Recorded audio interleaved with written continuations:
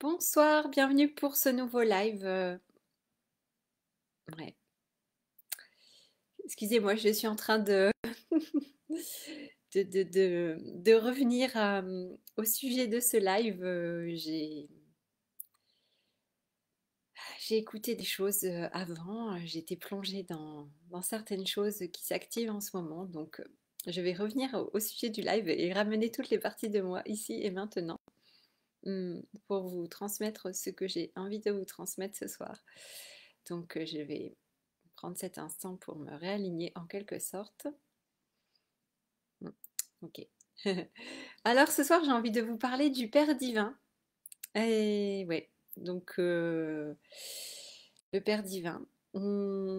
Regardez, ressentez. Qu'est-ce que cela vous inspire? Qu'est-ce qui, qu'est-ce qui émerge quand vous entendez ça? Le Père divin. C'est vrai qu'on parle souvent, j'ai beaucoup parlé de la Mère divine, de cette image, cette vibration, cette énergie, cet archétype ou ce concept, sais-je, appelez ça comme vous voulez, de la Mère divine.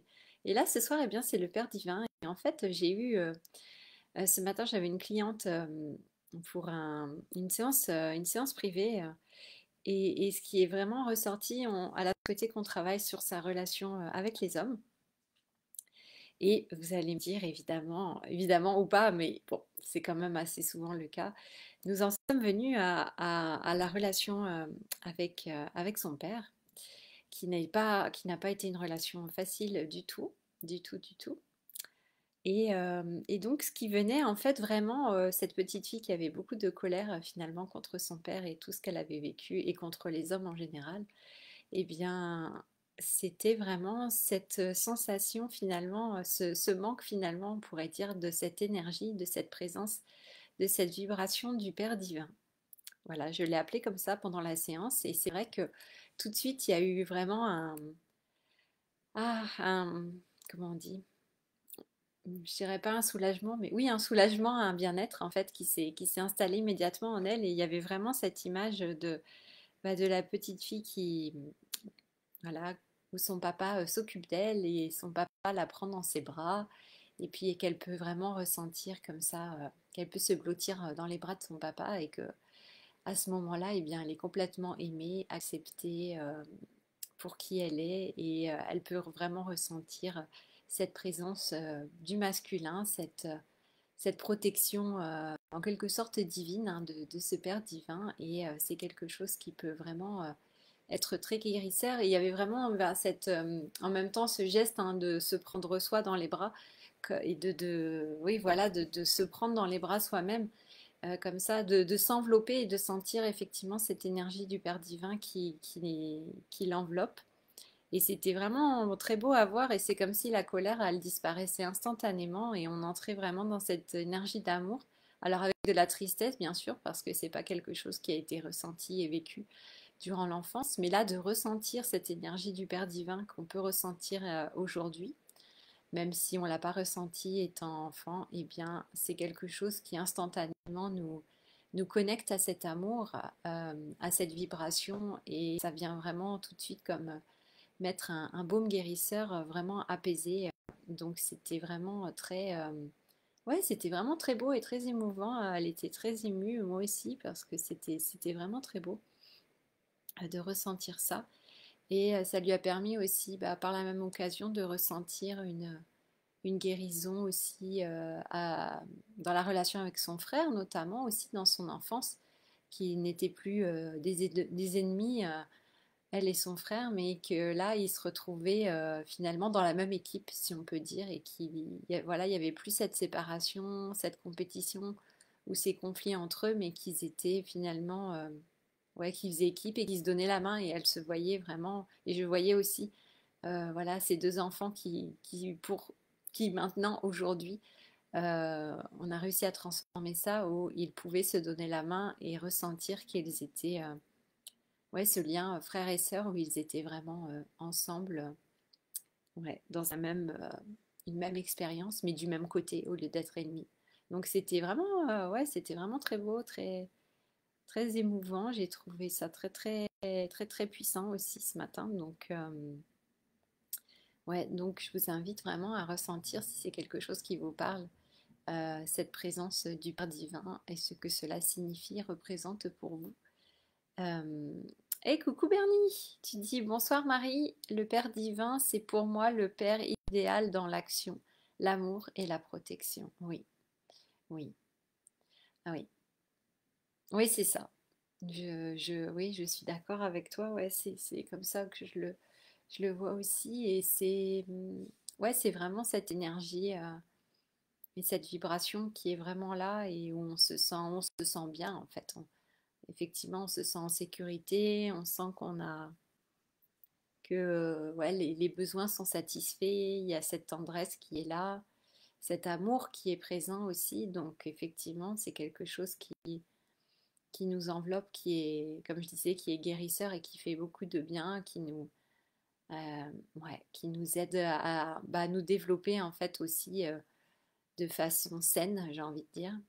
Euh, donc c'est quelque chose qui peut être très très puissant et on peut se connecter vraiment à cette vibration maintenant et puis le faire aussi souvent que possible. Là, je lui ai proposé à cette cliente de le faire régulièrement, là, pendant plusieurs jours, jusqu'à temps que vraiment que le corps reconnaisse en fait cette énergie, cette vibration qu'il n'a pas connue. C'est comme une nouvelle information finalement, une nouvelle sensation inconnue jusqu'alors dans les cellules que le corps n'a pas connues. Et là, c'est l'idée de pouvoir montrer au corps qu'il puisse le ressentir aussi et que nous, on puisse, voilà, aussi au niveau du cœur, apporter cette guérison.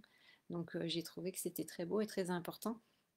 Et je vois vraiment le lien quand il y a eu ce manque, mais pas seulement, je pense pas seulement quand il y a eu ce manque, mais j'ai l'impression qu'on est tous et toutes programmés de la même manière, les êtres humains, ou dans cette optique, voilà, quand on cherche, par exemple, quand on aimerait être en couple et qu'on cherche, on va dire, chercher un partenaire ou une partenaire, et il y a un peu cette idée de, vous savez, du chasseur, de se mettre en chasse pour trouver quelqu'un. Et c'est comme si on avait cette checklist avec des critères bien précis sur comment doit être la personne.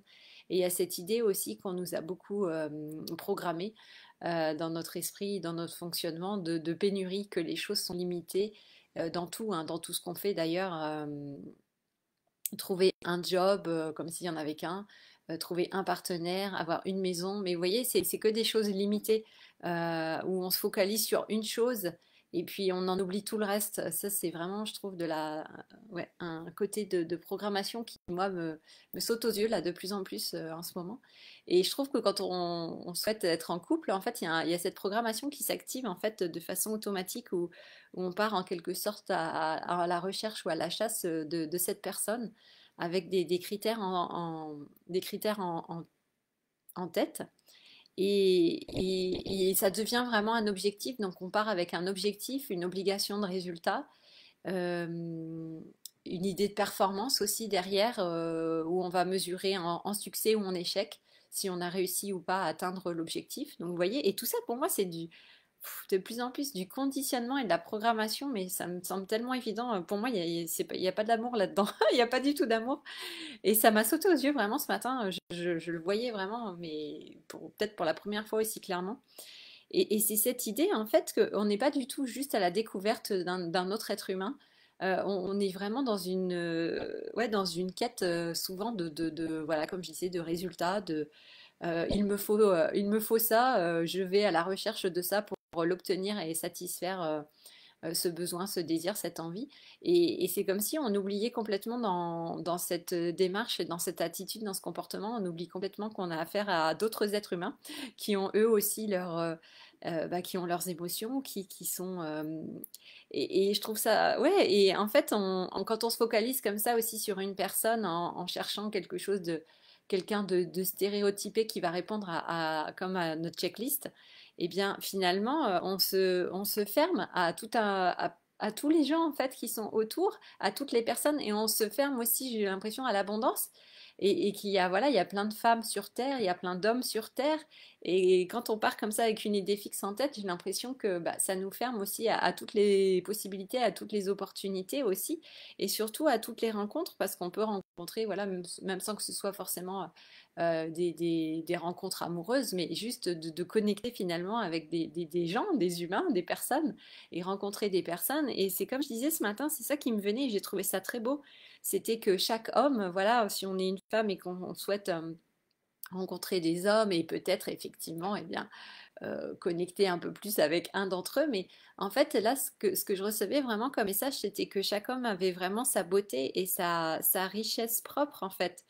Et l'idée, c'était de se permettre d'aller à la rencontre de cette beauté, de cette personne, de toutes les qualités, les dons, les talents de cette personne qui effectivement seront différents d'une autre, ça c'est clair. Et en fait, on ne peut pas comparer parce que c'est pas comparable. Et c'est ça aussi, on est toujours aussi dans la comparaison, dans le pour, le contre, les avantages, les inconvénients, comme si tout ça c'est tellement robotique, je trouve. Je me dis, oh là là, mais en fait c'est horrible de fonctionner comme ça. Et là, c'était l'idée de plutôt l'invitation, c'était vraiment de rencontrer les gens bah, pour qui ils sont en fait, et se donner juste l'opportunité de dire qu'on va à la rencontre d'autres êtres humains et de leur beauté unique et de qui ils sont uniques et de façon unique. Et c'est sûr qu'ils seront différents des autres. Et chacun, chacune de nous, on a notre unicité, nous sommes un être unique et en même temps on peut ressembler à beaucoup d'autres aussi sur certains points. Mais c'est vraiment, vous voyez, sortir de ce conditionnement et cette programmation ou de ce contrôle mental, si vous voulez, où on agit de façon comme ça automatique et robotique et qu'on se ferme en fait, encore une fois, ça rejoint ce qu'on disait hier, ce que je vous partageais hier, on se ferme à la vie, à la magie de la vie et ce que c'est vraiment qu'une rencontre entre des êtres humains et juste faire connaissance et créer du lien entre êtres humains entre personnes, voilà, qui, avec, on a chacun une conscience, un cœur, et voilà, on n'est pas des robots, quoi. Encore une fois, je le répète tout le temps, mais c'est vrai, et vraiment, je trouve ça vraiment important. Et donc, c'est s'autoriser, en fait, une expérience, une ouverture, une rencontre avec l'autre, sans qu'il y ait forcément un résultat derrière. Un résultat avec une idée précise en tête où il faut que la rencontre débouche forcément sur ça. Et vous voyez en fait dans quoi on entre, dans quoi on se met tout de suite, dans quel conditionnement et programmation on entre. Et puis, et en fait, ça ferme à toute. Enfin, je trouve que ça ferme à la magie, à beaucoup de choses, en fait. Complètement. Et ça nous. Et voilà, pour moi, on n'est plus dans l'abondance, on est dans le manque, dans la recherche de quelque chose de soi-disant rare et oui, rare ou qu'il faut trouver. Et puis, si une fois qu'on l'a trouvé, ben, on va s'accrocher parce qu'on veut surtout pas le perdre. Et vous voyez, mais tout ça, c'est le même système en fait. Et ça s'auto-alimente. Et tout ça, c'est aussi dans le manque, dans cette idée de pénurie, dans cette idée qu'il n'y a pas beaucoup. Vous voyez, et tout ça, ça fonctionne ensemble dans un truc très, un système, une programmation qui est complètement limitante et limitée. Et qui nous met en stress aussi, justement, trouver la bonne personne, donc cette peur de se tromper, cette peur de qu'est-ce que ça va donner, et on se met un stress et une pression énorme en fait. Et pour moi, quand on fonctionne comme ça, bah, on n'est pas dans l'amour, on n'est pas dans la découverte de l'autre. On laisse même pas cette opportunité, en fait, cette occasion de découvrir l'autre, parce que tout de suite, on va mettre des attentes, des projections sur cette personne. On va projeter tous nos manques, tous nos besoins. On va tout lui balancer à la figure, si vous voulez. Et tout ça, ça se ressent. Et moi, je vous en parle parce que moi aussi, enfin, je parle aussi pour moi. Je sais que j'ai fonctionné comme ça, que je l'ai fait aussi. Et je pense que ça se sent quand il y a quelqu'un qui arrive vers nous et qui nous lance toutes ces projections comme ça. Et ça se sent à 10 kilomètres, j'ai envie de dire. Ah là là. Alors, je vais lire vos commentaires. Bernie, tu dis, eh oui, exactement. Restez ouvert à la nouveauté et à la surprise d'une nouvelle rencontre qui nous fera découvrir une nouvelle facette de la beauté du monde. Ah, c'est beau ce que tu dis. Oui, oui, exactement, Bernie. Et c'est ça. Et c'est se laisser surprendre, effectivement, bah oui, par la vie, par cette magie de la vie et de voir qu'il y a plein de gens très intéressants aussi sur Terre qui sont intéressants à découvrir et se laisser l'opportunité de découvrir les gens, encore une fois, sans se mettre une pression ou d'obligation de résultat ou de se dire que forcément ça doit déboucher sur quelque chose, mais de pouvoir juste rester ouvert à l'expérience, en fait, que ce soit juste une expérience, une rencontre. et qu'on laisse faire les choses. Et souvent, on ne laisse pas ce temps, on ne laisse pas cet espace, cette ouverture. Et c'est dommage. Et les choses sont limitées, les choses sont fermées. Et on ne laisse pas, ouais, ça peut pas éclore en fait. Vous voyez, là, je revois encore cette image d'une fleur. On laisse pas le temps aux choses de s'épanouir. Et tout de suite, on est déjà en avance de je sais pas combien de temps en train de penser déjà à après. Et on vit même pas dans le moment présent. Donc ça, je m'en rends compte là. Je sais, oui, voilà. J'allais dire, je sais pas pourquoi je me rends compte, mais non, je pense que je sais pourquoi je m'en rends compte, parce que c'est important de s'en rendre compte maintenant. Donc voilà, bref. Bernie, tu dis pas de résultat attendu, juste le plaisir de découvrir et de se laisser porter. Oui, voilà, exactement, exactement. Et c'est ça. Et pour moi, c'est vraiment l'invitation. Et c'est pas seulement, voilà, dans les relations, les rencontres avec des personnes ou les relations amoureuses, mais je pense que c'est quelque chose qu'on peut appliquer dans d'autres domaines de notre vie ou pouvoir vraiment être dans l'ouverture, comme ça, dans la découverte, dans l'expérimentation en quelque sorte. Alors évidemment, quand je dis expérimentation, ça ne veut pas dire d'être complètement irresponsable et complètement voilà, irresponsable de ses actes et ne pas penser à l'autre et puis être complètement euh, voilà, en disant oh bah, j'expérimente donc voilà donc je peux m'autoriser tout et n'importe quoi, c'est pas ça que je vous dis, mais c'est s'autoriser vraiment à les connecter finalement et découvrir un autre être humain en disant qui est cette personne et d'aller à la rencontre de cette personne telle qu'elle est et évidemment bah, avec qui elle est, avec son histoire forcément, avec certainement ses blessures, avec elle-même ses propres croyances, ses programmations, que sais-je. Donc oui, bah, on est tous, bah, voilà, nous sommes tous et toutes humains. Donc évidemment, il y a ces choses-là forcément qui vont être présentes. Mais l'idée, c'est de pouvoir juste ouais, aller à la rencontre de l'autre. En fait, c'est ça, cette invitation. Et je trouve que cette notion justement dont je vous parle de Père divin, je pense que c'est important justement de connecter à cette énergie parce que cette énergie, elle permet aussi de nous rééquilibrer aussi dans nos énergies féminines et masculines et d'installer en fait cette structure, j'ai envie de dire, si on peut appeler ça comme ça, cette structure du Père divin qui est là pour nous apporter justement une certaine sécurité, une certaine confiance, une certaine, voyez, une certaine structure, voilà, qu'on puisse se tenir droit, hein, si vous voulez, droit et droite, et avec un certain alignement, et c'est important, hein, comme j'en ai souvent parlé ici, de pouvoir être comme ça dans un équilibre entre nos deux polarités.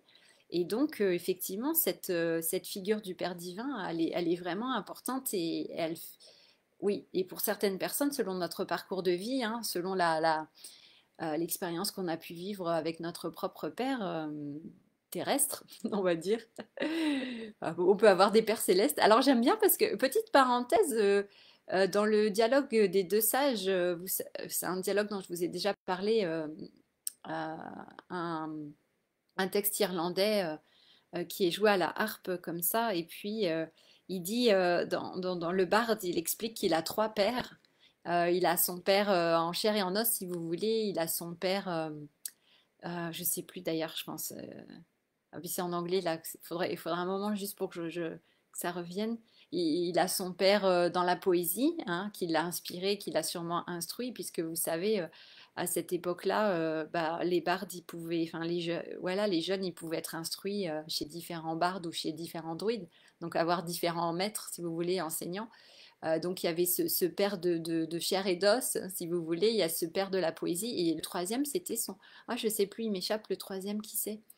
Ça pourrait être le Père Céleste, on pourrait dire, ou le Père Divin, par exemple, mais il faudrait que je vérifie. Et vous voyez, c'est intéressant, c'est cette idée de Trinité encore. Donc là, c'est se dire, bah oui, je n'ai pas un seul Père, mais j'ai trois figures, comme trois figures paternelles, qui, à elles trois, eh bien, peut-être amènent aussi un certain équilibre, une certaine harmonie que nous n'avions pas quand il y a un certain déséquilibre ou un manque qui a pu être vécu et s'installer. Donc c'est intéressant de regarder dans notre vie quelles sont peut-être ces figures, ces personnes qui ont joué, si vous voulez, en quelque sorte, le rôle de ces différents pères que nous avons peut-être eus ou pas. Et donc qui serait finalement notre Père divin dans dans cette configuration. Donc je vous laisse voir ce qui vient par rapport à ça pour vous. Et je trouvais ça intéressant Et voilà, vous savez, c'est encore cette idée de sortir du manque qu'on a peut-être connu, de cette pénurie, entre guillemets, par rapport au Père divin, ou ce Père humain, voilà, que nous avons eu. Et de voir, encore une fois, l'abondance, en quelque sorte, en se disant, ah oui, peut-être j'ai eu plusieurs figures comme ça, paternelles, qui ont joué un rôle dans ma vie, et de sortir de cette idée, de cet attachement à notre seul père humain qui peut-être a été, peut-être pour certains d'entre nous, défaillant, entre guillemets, ou en tout cas pas ce qu'on aurait souhaité. Bref, voilà. Vous voyez, bon, voilà, c'est tout un sujet, n'est-ce pas, si on entre dans ces sujets de paternité. Mais voilà, mais c'est intéressant en même temps de regarder ça à un moment ou à un autre, parce que de toute façon, il y a un moment ou un autre, les choses qui doivent remonter remontent, les émotions qui sont refoulées finissent par devoir sortir à un moment ou à un autre. Donc voilà, autant regarder ça en confiance, en conscience et en confiance, j'allais dire les deux mots en même temps. Mais vous voyez, et c'est important justement pour la confiance, je pense que c'est important cette figure du Père divin. Ouais, donc, et puis il y a beaucoup de ramifications, effectivement, après dans nos relations, effectivement, tout ça, ça se transpose dans les relations sur les personnes que nous allons croiser sur notre route, donc c'est important. Bon, après, voilà, je ne suis pas psychologue, je ne fais pas de la psychologie, mais je vous dis juste ce que moi je vois, ce que je ressens, et voilà. Alors, Bernie, tu dis l'enseignement des barres de durer 7 ans avant d'avoir le droit de créer ses propres musiques inspirées. D'accord. Ouais. Ah ouais, donc 7 ans, c'est quand même une certaine durée, effectivement, c'est sûr. Bernie, tu dis ce week-end, j'ai rencontré une chanteuse bengali, un polonais yogi qui suit la voie du partage à travers la cuisine, un belge qui joue de la musique turque et indienne et d'autres personnes merveilleuses. Ah oui, oui, oui, bah voilà, c'est ça, hein, de s'ouvrir aux autres, en fait, à la rencontre de ces autres êtres humains, et effectivement qui sont tous uniques et qui ont leurs dons, leurs talents. Ouais, ouais, ouais, c'est ça. Donc, ton exemple, il illustre parfaitement ce dont je vous parle, effectivement. Donc, ouais, c'est vraiment intéressant. Et puis, quand on fait ces rencontres, eh bien, oui, ça nous enrichit. Il y a toujours quelque chose à apprendre. Ça vient réveiller des choses en nous, activer des choses en nous, révéler certaines choses. Ça peut faire miroir, etc. Enfin, donc ouais, c'est toujours intéressant et super enrichissant, moi je trouve. Donc ça c'est clair. Ça c'est clair que c'est chouette. Je trouve ça vraiment, vraiment beau en fait, quand on a ces opportunités de rencontre qui se présentent et que nous sommes à l'origine aussi de ces rencontres, hein, en quelque sorte, hein. C'est de la co-création aussi également. Et nous aussi, eh bien, quand les autres personnes nous rencontrent, il se passe aussi quelque chose pour ces personnes, forcément, quand on entre dans leur vie. Voilà, c'est dans les deux sens, hein, évidemment. Donc, donc voilà, c'est chouette. Bernie, tu dis l'image du père est importante pour la confiance que l'on a en nous. Et oui, complètement. Ça, c'est sûr que c'est un rôle très très important et cette image qu'on a. Et alors ça va être différent, effectivement, en tant qu'homme, vous, l'image du père, voilà, ça va être important pour vous construire sur un certain plan. Moi, en tant que femme, l'image du père, c'est important aussi pour me construire aussi, aussi sur un autre plan aussi également. Donc oui, de toute façon, le père, il est important dans tous les cas. Et effectivement, quand il y a la naissance, quand il y a voilà, quand il y a un enfant qui va naître, qui va être mis au monde, bah oui, le père, il est important, il est très important aussi, quoi. Ça me fait penser, je sais pas, hein, parce que je connais plus du tout, je connais plus, voilà, les lois, j'ai pas les lois en tête, mais tout ce qui est congé paternité, etc. Mais tout ça, c'est super important, en fait, que le père, il puisse être impliqué, il puisse être vraiment, faire partie prenante de cette vie de famille aussi. Donc il y a tout ça aussi qui se joue sur l'image du père aujourd'hui en 2023, ce que c'est que d'être un père aussi en 2023 par rapport à voilà tout cet archétype du père qu'on a pu et ces modèles de père qu'on a pu connaître ces dernières décennies ou siècles. Et effectivement, je pense que les choses évoluent beaucoup et il y a beaucoup de choses qui avaient besoin d'évoluer. Donc c'est intéressant de regarder aussi l'évolution de l'image du père en ce moment, actuellement, et où nous en sommes par rapport à ça. Et puis pour certains d'entre nous, si besoin, effectivement, d'aller apporter de la guérison s'il y a besoin sur cette image du père, sur ce père que nous avons eu, et puis quelle a été cette relation avec le père. Mm. Bernie, tu dis, ce week-end, ces personnes ont rencontré un enchanteur et un barde. Voilà, ils ont rencontré l'enchanteur Bernie et le barde Kritz, le barde. Donc effectivement, donc comme je disais, ouais, ouais, c'est dans les deux sens, quoi. C'est pas à sens unique. Donc il y a toujours les interactions, c'est dans les deux sens. Donc vous voyez, c'est intéressant. Donc je vous invite vraiment là, l'invitation par rapport à cette discussion de ce soir, c'est vraiment de revoir aussi, vous aussi, bah, cette relation au Père, où vous en êtes par rapport à ça, de ressentir cette énergie du Père divin, de pouvoir l'intégrer, la métaboliser dans vos cellules, dans votre cœur, dans votre conscience, et de pouvoir aussi réinstaller en quelque sorte ce masculin si besoin dans votre équilibre, dans votre structure aussi, j'ai envie de dire. Voilà. Et puis de pouvoir lâcher, en fait, comme je disais, bah, toutes ces programmations, tous ces automatismes quasi robotiques où on fait les choses comme ça de façon complètement programmée et où on se ferme en fait à beaucoup de magie, hein, où on se ferme à beaucoup de choses très très belles que la vie peut nous permettre d'expérimenter parce qu'on y va en mode il faut produire, il faut du résultat, il faut de la performance. Et vous voyez, c'est comme dans les entreprises, c'est comme dans les bureaux ou dans les administrations où voilà, l'être humain est formaté avec un certain conditionnement où il faut être productif, rentable, faire ce qu'on nous demande, remplir les objectifs et on fonctionne pareil après dans notre vie privée et au secours quoi, au secours. Non, c'est pas ça l'amour. Donc voilà, revenons à l'amour et regardons vraiment ce que ça signifie réellement pour nous. Et donc voilà, si actuellement vous êtes en quête d'un amoureux ou d'une amoureuse, eh bien, je vous invite peut-être, si ça vous parle, à pouvoir voir les choses d'une autre manière, sous une autre perspective et voir ce que cela peut, ouais, ce que cela peut ouvrir en vous euh, comme ouverture. Et puis, je pense que ça sort aussi de ce stress, de ce manque, de cette pénurie. Et ça nous ouvre. Et justement, avec cette ouverture, on peut vibrer quelque chose de différent où les gens, bah, finalement, justement, on va attirer les gens, les personnes, alors que cette attitude automatique là, de je pars en chasse avec ma checklist pour trouver la personne qui va coller à mes critères, ça fait fuir en fait. Je pense plutôt, ça fait plutôt fuir que l'inverse. Donc voilà, bon bref. Je vous laisse expérimenter tout ça et puis vous pourrez m'en faire part si vous avez envie. Hey, bonsoir Madeleine, tu es là, bienvenue. Je ne sais pas si viens d'arriver ou si tu as eu le début du live, mais tu dis c'est compliqué pour moi la relation au père. Bah oui, oui, oui, ouais, effectivement.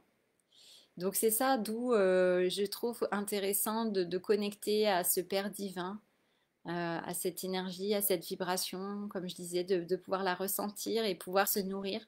Et surtout bah, nourrir la petite fille ou le petit garçon que nous avons été qui a pu manquer de ce Père divin, hein, de cette énergie. Et qui aujourd'hui bah, est toujours en quête finalement de ce Père divin en quelque sorte, ou de oui, de ce Père divin à travers les personnes que nous rencontrons aujourd'hui. Et on voit bien qu'il y a des fois, il y a des choses qui se jouent qui n'ont rien à voir avec des adultes, mais que face à certaines personnes, au lieu de rester adulte, on retombe en enfance. Et ça nous remet dans notre position d'enfant blessé, en fait, qui a été blessé, ou d'enfant qui est dans le manque ou dans l'attente, qui attend toujours quelque chose de son papa, qui ne vient pas, n'est-ce pas? Donc oui, c'est important de pouvoir regarder ça, encore une fois, Si effectivement, et souvent on a déjà regardé ce genre de choses, hein, c'est pas comme si on n'était pas conscient, mais c'est de revenir encore une fois dessus et puis se reconnecter encore une fois à cet enfant que nous avons été et qui vit encore en nous, et puis encore une fois de pouvoir le nourrir, écouter cet enfant, et puis vraiment bah, lui apporter tout l'amour de ce Père divin, de cette figure du Père divin, que cet enfant, que cette petite fille ou ce petit garçon puisse s'en nourrir, et qu'on se nourrisse, voilà, nous-mêmes de ce lien, de recréer cette connexion qu'on pense déconnectée ou voilà, où on ressent qu'elle n'a peut-être pas existé. Et c'est à nous de retisser, hein, comme je disais, je vous parlais beaucoup de tissage hier, il me semble. C'est à nous de retisser ce lien, et même si c'est avec voilà cette figure du Père divin, qui est voilà une figure comme ça, qu'on pourrait dire énergétique, vibratoire, mais elle est importante, et c'est à nous de retisser cela.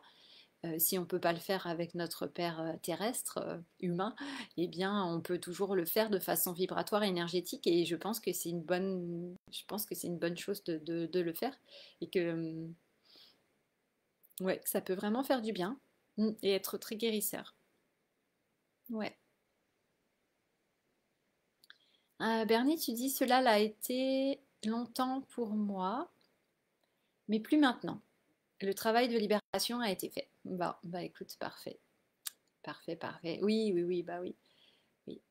Donc ça c'est bien. Et vous voyez, à chaque fois qu'on retravaille, entre guillemets, enfin, que ce sujet revient et qu'on fait face à ce sujet, bah, on va de plus en plus en profondeur, hein, de toute façon à chaque fois. Donc c'est des niveaux de plus en plus subtils, et donc c'est chouette. Et puis effectivement, il y a un moment où on sent que ça y est, on est bien par rapport à ça, et que ça génère plus d'émotions, de tristesse, de souffrance, ou de peur, ou que sais-je. Donc il y a un moment où on sent quand même, oui, qu'il y a quand même un apaisement par rapport à ça, une acceptation, et qu'on sent qu'on est bien par rapport à ça. Donc ça, c'est chouette, et heureusement, hein, heureusement ça se fait. Heureusement ça se fait, c'est pas quelque chose d'impossible. Donc je trouve vraiment intéressant de nous pencher voilà, sur ce Père divin, et qui a beaucoup, je pense, effectivement, d'effets dans tous les domaines de notre vie, d'impact, d'effets. Donc c'est intéressant de pouvoir regarder ça de plus près. Voilà. Voilà, voilà pour ce live. Oh, il est 23h23. Bah voilà. Vous irez voir ce que symbolise cette heure miroir. Et bien, c'est le moment de nous arrêter. Voilà, 23h23. Je vous souhaite une très belle nuit ou une belle journée, et à demain pour un nouveau live. Voilà, bon bah je vous embrasse toutes et tous. Au revoir Madeleine, je t'embrasse. Bernie aussi. Prenez bien soin de vous, tout le monde. Et voilà, et belle connexion avec votre Père divin. Je vous embrasse. Ciao, ciao. Ah, Bernie, tu dis, oui, je suis d'accord avec toi, c'est important de trouver une image positive du Père sur laquelle s'appuyer, ou une image négative contre laquelle s'ériger, les deux fonctionnent. Mm. Ouais, bah, ouais, ouais. Bon, l'image négative contre laquelle, je sais pas, ça nous amène sur un autre débat, mais ouais. En tout cas, ouais, cette image du Père divin. Mais vous voyez, c'est pas un Père idéaliste qu'on va aller chercher, idéalisé, pardon, qu'on va aller chercher chez quelqu'un. On est conscient que là, on fait ça dans le domaine vibratoire, dans le subtil.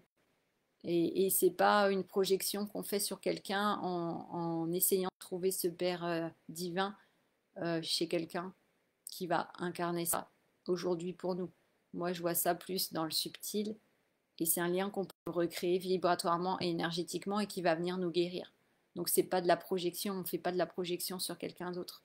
Voilà, je voulais juste préciser ça. Mais voilà, on va pas aller plus loin ce soir, je pense que c'est suffisant. Belle nuit, bonne nuit, je vous embrasse et je vous dis à demain. Prenez bien soin de vous. Bisous, ciao ciao.